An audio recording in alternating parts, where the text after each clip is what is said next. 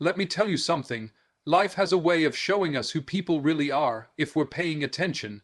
Everybody who smiles at you, everybody who laughs with you, everybody who claps when you're up, is not really for you. Sometimes the very people closest to you, the ones sitting at your table, the ones walking beside you, are the very ones carrying the heaviest shadows. And I'm not talking about the kind of shadows that fade when the sun comes out. I'm talking about the kind that cling to the soul. Demons don't always show up with horns, red eyes, and fire. No, they show up in familiar faces. They show up in that friend who's always encouraging your weakness, but never your strength. They show up in that family member who keeps pulling you down, whispering doubt into your ear every time you try to rise. They show up in the person who pretends to love you, but secretly envies you, who nods their head when you speak, but waits for you to stumble. That's how demons move.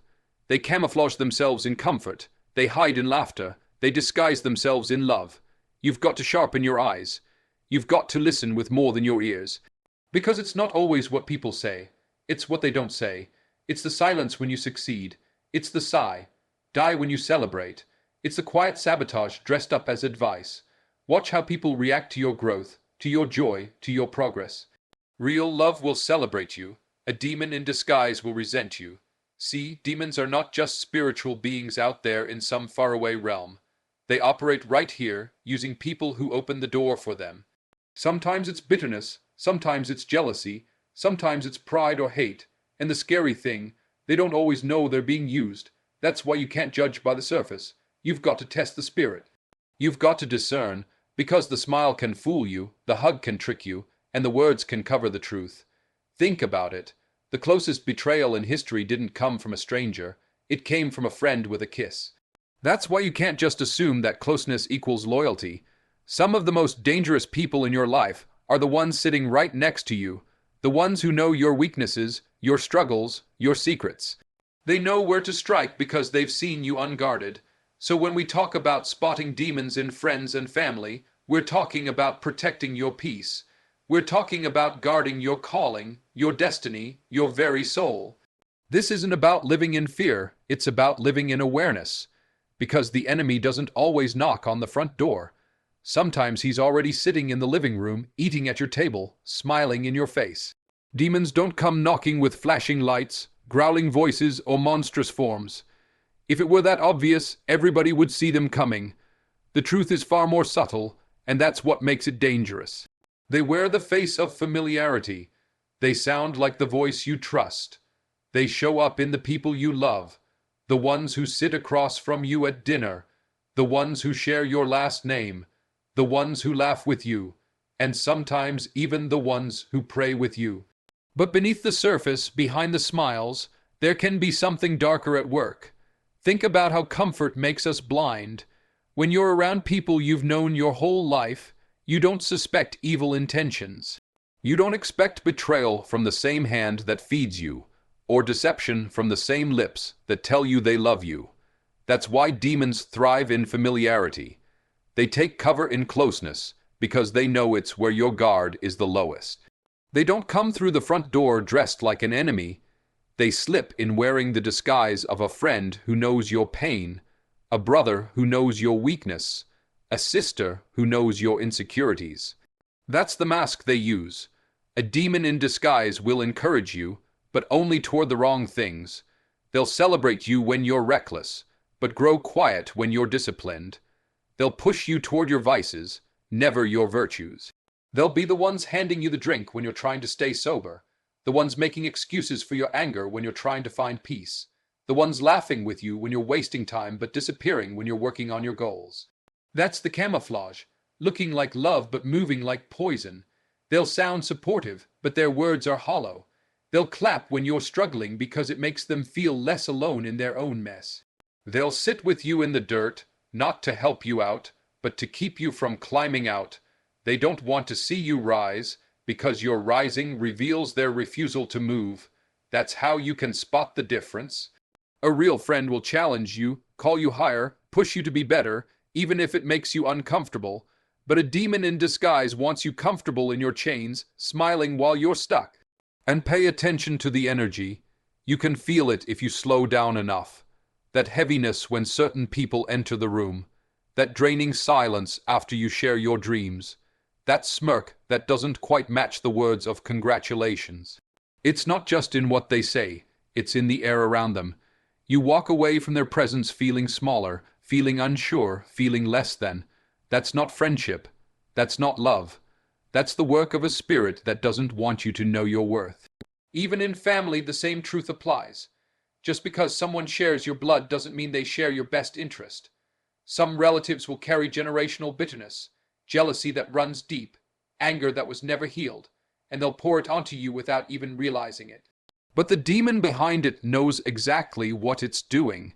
It uses that bond of family as cover because it knows you'll excuse it, defend it, and endure it longer than you should.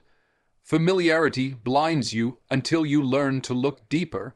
This is why discernment matters. It's not about paranoia, it's about perception. Recognizing that demons don't always enter your life dressed as strangers. Sometimes, the ones closest to you are unknowingly being used to test you, to distract you, to break you down piece by piece. And unless you see through the mask, unless you pay attention to the spirit behind the smile, you'll confuse poison for love and sabotage for support. Demons are comfortable in familiar faces because they know that's where you least expect them. It's not always the words people say that reveal who they truly are. It's their reaction to your growth, to your success, to your light. Anyone can clap when you're down, anyone can nod along when you're struggling, but when you rise, when you step into something greater, that's when the truth shows. Watch carefully when you win. Watch carefully when you change for the better. That's when masks slip, when hearts get exposed, when the spirit behind someone's friendship or family bond becomes clear. Real love doesn't get quiet when you shine. Real love doesn't shrink when you elevate. Real love doesn't look at your growth as a threat. Instead, it celebrates with you, it pushes you higher, it wants to see you win. But demons working through people can't handle your light. They see your break through as a mirror to their own stagnation.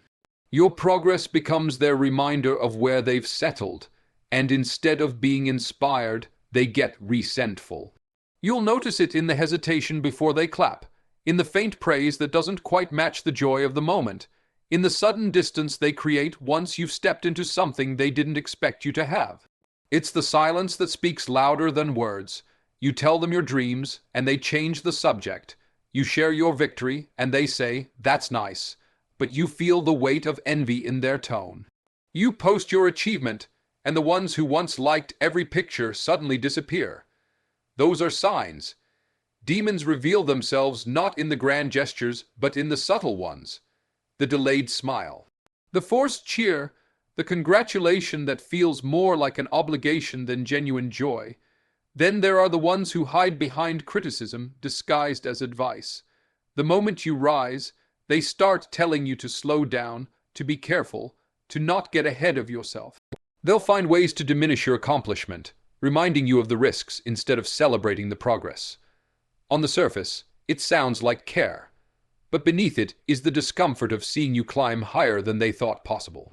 That's not protection, it's projection, and projection is one of the most powerful ways demons reveal themselves through others. Pay attention to who can handle your change.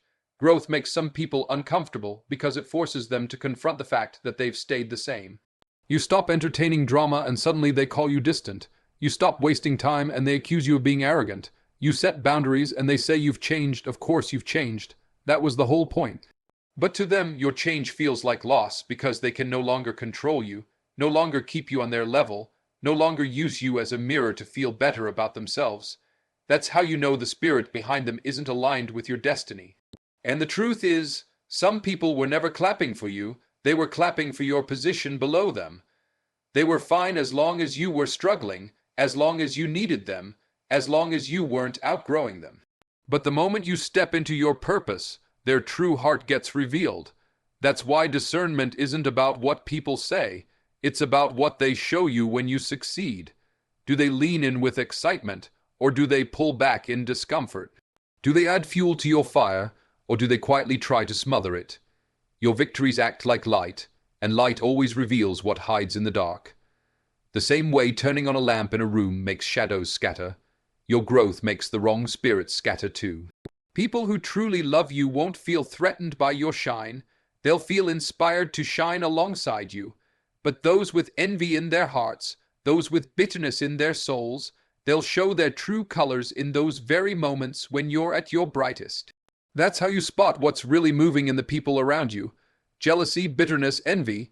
These are some of the most powerful doors through which demons walk into people's lives. They don't need an invitation carved in stone. They only need a crack in the heart. A little seed of comparison, a little wound left unattended, a little anger that never got resolved. Before long, those seeds grow into something toxic, and what was once just a feeling becomes a force that starts to influence behavior, relationships, and even destinies. The dangerous thing is, it often doesn't look like demonic influence at first. It looks like a bad mood, like a sarcastic comment, like a simple grudge. But underneath those emotions is a spirit working to divide, distract, and destroy. Jealousy is one of the easiest ways demons slip in. A friend who once loved being around you starts pulling away the moment your life looks different than theirs. They can't handle your progress because it reminds them of their stagnation. So instead of cheering you on, they start cutting you down, maybe not directly, but in subtle ways. They make jokes that carry an edge. They downplay your success as luck. They stop showing up when you invite them, because being in your light only magnifies their own shadow. That's not just human behavior. That's a spirit using their insecurity to try to pull you back. Bitterness is another entry point. Someone gets hurt, and instead of healing, they hold on to it. The pain hardens into resentment, and the resentment becomes a filter for everything they see. Suddenly, every good thing in your life looks like an offense to them. Every blessing you receive feels like salt in their wound. And the demon behind that bitterness whispers lies that make them see you as an enemy instead of a friend. You can be offering kindness, but through their bitterness, it feels like arrogance. You can be walking in humility, but through their bitterness, it looks like pride. The spirit twists reality, making them act against you without even realizing why. Then there's envy, which is jealousy's more aggressive sibling. Envy doesn't just say, "I wish I had what you have." It says, "I don't want you to have it either." Envy is the spirit that makes a person smile in your face but secretly celebrate when you stumble. It makes them discourage your progress, not because they don't think you can do it, but because they don't want you to do it. Envy eats at people until they can't stand to see you blessed, and when envy takes root, demons don't even have to work hard. That person becomes their own weapon, tearing down relationships, speaking curses instead of blessings, poisoning circles with gossip and slander. These emotions are like open doors, but they're not just harmless feelings. They are spiritual invitations. A heart full of jealousy doesn't just hurt relationships. It becomes fertile ground for manipulation.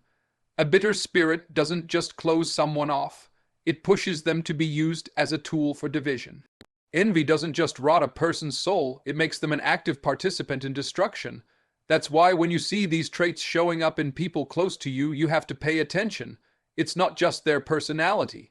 It may be something darker moving through them. And the tricky part is, these doors don't always open with big dramatic gestures. Sometimes it's small, casual comments, a quick sigh, a sigh when you share good news, a "must be nice," muttered under their breath. Those little signs are cracks that reveal a deeper fracture. The demon doesn't need them to be fully consumed. It just needs them to be willing to let the emotion guide their actions. That's why it's so important to watch patterns. One bitter comment may not mean much, but bitterness that keeps resurfacing, that's a sign of something feeding it.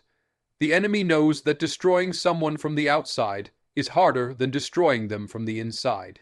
That's why jealousy, bitterness, and envy are such effective tools. They don't just ruin friendships or family bonds. They rot people from the inside out, until their own spirit is unrecognizable.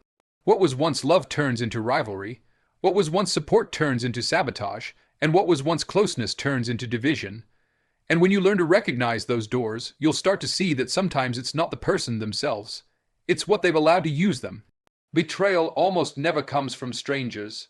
Strangers don't know your weaknesses. Strangers don't know your secrets. Strangers don't sit at your table, break bread with you, and share your dreams. The deepest wounds are inflicted by the hands you trusted most. The ones you let close enough to touch your heart are the same ones who can cut it the deepest. That's why betrayal has such power. It's not just about what was done, it's about who did it. And history has shown us over and over again that betrayal rarely comes from the outside. It comes from within. The ones closest to you have access. They know what keeps you up at night. They know the dreams you've whispered when no one else was listening. They know the battles you've fought in silence. And because of that access, they know exactly where to strike if they ever turn against you. It's not an enemy's blade that cuts the deepest. It's the friend's kiss, the sibling's silence, the parent's disapproval, the partner's deception. Those are the wounds that scar.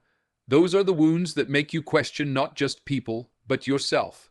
When betrayal comes from someone close, it carries a weight that's hard to describe. Because it's not just about losing trust in them, it shakes your trust in your own judgment. You ask yourself, how did I not see it?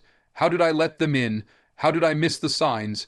That's the strategy of the spirit behind betrayal. It doesn't just want to break your relationship, it wants to break your discernment. If it can make you doubt your ability to see truth, it can paralyze you from trusting anyone again, even the people who mean you well. And betrayal isn't always loud. Sometimes it doesn't come with daggers in the back. Sometimes it's quieter. It's the friend who doesn't defend you when your name is being torn apart in the room. It's the family member who sits in silence while others ridicule your choices. It's the confidant who shares your secrets under the disguise of concern. It's subtle actions that chip away at trust until you realize the person you thought was standing with you was actually standing against you all along. That's how the spirit of betrayal works. Subtle, patient, devastating. You can spot it in patterns, the small acts of disloyalty that don't seem like much at first, the backhanded compliments, the broken promises, the constant shifting of blame. Each act is a brick, and before long, a wall of deception is built. And by the time you see it clearly, the damage is already done. That's why awareness matters, because betrayal, by its very nature, comes from the people you'd least suspect. But here's the truth. Betrayal is always closer than you think. It doesn't come from the stranger in the crowd. It comes from the one who knows where your armor is thin. It's why you can never assume proximity equals loyalty. Just because someone is near you doesn't mean they're with you. Just because they share your blood doesn't mean they share your heart. Just because they clap doesn't mean they care. Betrayal is one of the sharpest tools demons use because it carries both pain and confusion. The pain of the act itself, and the confusion of wondering how someone you loved could turn against you. That confusion is dangerous because it makes you hesitate to move forward. It makes you hesitate to trust again. And when you're stuck in hesitation, you're not moving in your purpose. That's the strategy, to wound you in such a way that you no longer have the strength or confidence to keep going. And the hardest part, betrayal doesn't just break relationships. It can break identity if you let it. You start defining yourself by the wound, by the rejection, by the abandonment. But the truth is, betrayal reveals more about the spirit in the other person than it does about you. It exposes what was hidden all along. It unmasks what was disguised as loyalty. And though it cuts deep, it also gives you clarity. Because once betrayal is exposed, you know exactly what spirit you're dealing with, and there's no more pretending. Spiritual discernment is not just a gift. It's a necessity. Without it, you walk blind into traps, thinking every smile is genuine, every embrace is safe, every word is truth. Discernment sharpens your vision beyond the surface, letting you see the spirit behind the action, the motive behind the word, the heart behind the mask. Because the reality is, not everything that looks like love is love, and not everything that looks like friendship is truly friendship. Some people are being used as vessels for something darker, and without discernment, you'll mistake poison for medicine and chains for comfort. Discernment begins with listening deeper than your ears. It's noticing the unease in your spirit when someone speaks. It's paying attention to the heaviness that follows certain conversations. It's recognizing that your peace is disturbed, not because of what was said, but because of what was carried in the words. You have to be sensitive to the shifts in your spirit. The human ear hears tone, but discernment hears intention. The human eye sees actions, but discernment sees patterns. That's how you separate the genuine from the counterfeit. It takes practice to develop that kind of awareness. You have to step back from the noise, silence your own emotions, and ask yourself, what's really going on here? Is this person building me or breaking me? Are they planting seeds of faith or seeds of doubt? Do I feel lighter after being around them? Or do I feel drained, insecure, and confused? Those aren't just moods, they are indicators. Demons thrive in confusion, division, and exhaustion. Discernment is the light that exposes them, no matter how well they hide. One of the clearest signs of discernment is learning to test consistency. Anybody can put on a mask for a moment. Anyone can act supportive for a season. But discernment watches over time. Do their words line up with their actions? Do they clap when you're present but criticize when you're gone? Do they speak blessings in public but curses in private? Time reveals the truth, and discernment is what keeps you from ignoring it. Too often, we see the red flags but excuse them. We tell ourselves stories about why people act the way they do. But discernment doesn't negotiate with deception. It calls it out for what it is. Discernment also requires humility, because sometimes the problem isn't just in others, it's in us. When you're blinded by your own need for approval, your own desperation for love, or your own fear of being alone, you won't see the danger standing right in front of you. You'll confuse attachment with loyalty, familiarity with trust, and emotion with truth. That's why discernment begins with honesty within yourself. If you can't tell yourself the truth, you'll never recognize the lies in someone else. There's a protection that comes with discernment. It shields your purpose from being derailed. It shields your peace from being drained. It shields your destiny from being delayed by the wrong partnerships. Without discernment, you'll keep letting the same spirit in through different faces. You'll keep repeating the same cycles, wondering why betrayal keeps finding you, why disappointment keeps meeting you, why confusion keeps following you. But with discernment, you learn to see the pattern, close the door, and guard your space. And don't think discernment means cutting everybody off. It doesn't mean living paranoid, suspicious of every person who enters your life. It means recognizing who belongs where.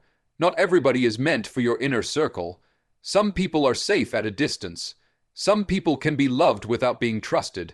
Some people can be forgiven without being welcomed back into the same position. Discernment shows you how to place people without hate, without bitterness, but with wisdom. At the heart of it, discernment is about protecting what's sacred. Your peace, your calling, your soul. Those are treasures. Demons don't always come to destroy them head on. Sometimes they come to slowly erode them, to drain your energy, to weaken your spirit until you can't fight. Discernment is what keeps you alert, awake, and aware. It's the inner alarm that tells you when something isn't right, even if it looks right on the surface. It's the wisdom to step back, the strength to set boundaries, and the clarity to know when the smile in front of you is hiding the very thing that wants to see you fall.